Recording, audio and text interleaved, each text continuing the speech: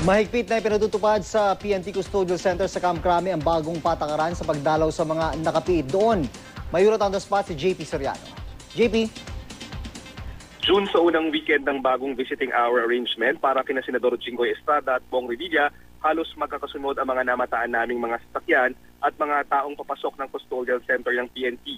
Bago magtanghalian June ay dumating si Lani Mercado, ang misis ni Senador Bong Revilla, bitbit ang paper bags.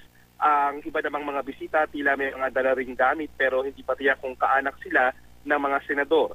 Bago nito nakunan din ng GMA News ang paglabas ng ilang nurse mula sa PNP na may bitbit ng gamit na pang BP o pagkuha ng blood pressure. Pag ang ilang matataas na opisyal ng PNP ay nakunan din nating lumalabas ng Custodial Center gaya ni Police Chief Superintendent Marcelo Garbo. Ayon sa kanya, nagpunta siya dito para matignan kung naipatutupad ng maayos ang visiting arrangement policy para sa mga high-profile detainees.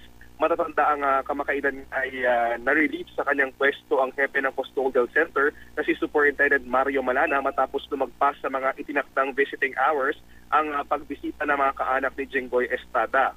Samantala, sa ilalim ng bagong pulisiya, kung dati ay 2 araw lang sa isang linggo ang dalaw ng mga nakakulong sa PNP Custodial Center, ngayon ay 6 na araw na ito. Papayagan na ang dalaw mula Martes hanggang Biyernes simula 1:00 hanggang 5:00 ng hapon.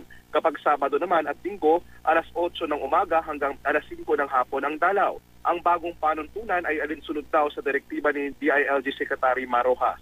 Kapansin-pansin din naman ang mas mahigpit na ring policy para sa mga miyembro ng media na nagko-cover dito at bawal na nga pumwesto basta-basta sa paligid ng gusali.